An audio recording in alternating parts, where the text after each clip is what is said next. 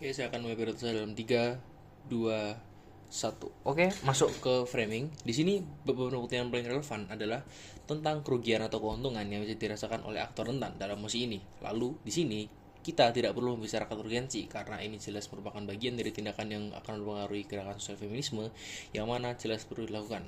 Hal yang sama untuk justifikasi. Lalu, poin pertama dari framing saya di sini adalah relevansi. Ini adalah musik Dewan ini akan menghapus, yang artinya kita perlu membahas kebijakan yang akan dihapus dan dampaknya pada aktor rentan. Lalu dunianya.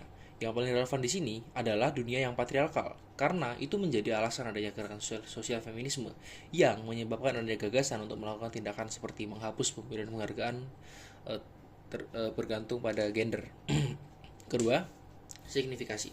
Argumennya penting karena bisa menyelamatkan aktor rentan yaitu wanita dan bersifat prasyarat karena membentuk gerakan sosial feminisme. Lalu kita masuk ke poin kedua saya yaitu sanggahan. Lawan di sini mengatakan bahwa wanita harus dianggap setara dengan laki-laki karena mereka juga berhak bersaing dan wanita juga bisa membantu perkembangan dunia seni dan menurut mereka ini baik karena seni itu sudah menjadi bagian penting di hidup seorang. Namun kami punya beberapa sanggahan. Pertama, negasi kami. Ini tidak akan terjadi karena seperti yang kita tahu konteks dunia sekarang itu patriarkal dan akan sulit membuat wanita bisa dianggap setara secara struktural dan kultural dengan laki-laki, yang artinya wanita tidak akan bisa bergabung di dalam konteks penilaian yang setara dengan laki-laki karena itu tadi diskriminasi yang ada di dunia kita yang patriarkal. Lalu poin kedua saya yaitu mitigasi. Sekalipun wanita bisa diletakkan di tempat bersaing yang sama dengan laki-laki, ini bisa memberikan beberapa dampak buruk. Salah satunya harassment, pelecehan di tempat kerja karena budaya di dunia yang patriarkal ini wanita harus bisa memberikan merit lebih agar dapat bersaing dengan aktor laki-laki. Lalu masuk ke poin ketiga saya yaitu argumentasi. Validasi untuk perempuan. Oke, kita masuk ke asumsinya. Di sini masalahnya jika wanita tetap berkompetisi bersama dengan wanita saja, mereka tidak akan mendapat validasi dan akhirnya tidak ingin menjadi aktor. Kita masuk ke perubahannya.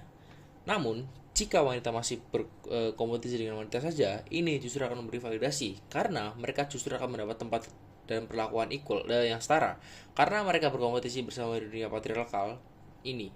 Dan apa kemungkinan ini untuk terjadi? Pertama, insentifnya ini akan terjadi karena wanita memang ingin validasi dari menjadi aktor atau bekerja di dunia seni. Lalu kedua, konteksnya ini bisa dilakukan karena gerakan sosial yang mulai naik di industri hiburan. Itu konteks kapasitasnya mereka mampu untuk memutuskan ini karena mereka punya akses ke teknologi yang mempermudah proses validasi ini. Terus konteksnya ini bisa dilakukan karena gerakan sosial yang mulai naik di industri hiburan. Lalu kita masuk ke poin ketiga dari argumen saya yaitu dampak. Dampaknya ini bisa memberi validasi bagi wanita yang sebelumnya ragu untuk melanjutkan karir jadi aktor dan mereka merasa lebih aman karena mereka bersama-sama. Penimbangannya yang kami gunakan adalah parameter kami gunakan di sini. Poin keempat saya itu penimbangan. Parameter kami gunakan adalah bagaimana tindakan kami menyelamatkan aktor rentan dengan memberi mereka ruang aman untuk berekspresi dan berkarya. Lalu masuk ke argumen kedua saya yaitu mengubah sudut pandang masyarakat. Kita masuk ke asumsinya. Di sini masalahnya di dunia yang sekarang yang patriarkal, orang-orang tidak akan menganggap serius dunia hiburan wanita. Dan ini bisa menunda progres gerakan sosial feminisme yang sudah dibuat selama ini.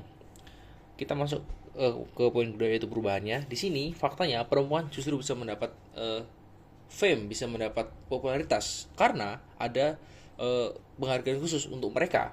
Bayangkan jika tidak ada. Bayangkan jika mereka harus tetap bersaing dengan laki-laki. Bayangkan jika tidak ada konsistensi di nama mereka sebagai perempuan. Bagaimana jika setiap tahun itu pemenang berganti? Jadi wanita tidak akan mendapat suara terus menerus. Lalu apakah mungkin untuk mereka tetap mendapatkan popularitas jika seperti itu? Apa kemungkinan yang terjadi? Pertama, insentifnya. Masyarakat pasti akan menganggap mereka ada karena mereka mendapatkan popularitas yang konstan. Mereka terus menerus diberi highlight dan diberi exposure. Oleh karena itu masyarakat pasti mau tidak mau akan notice mereka di berbagai bentuk media.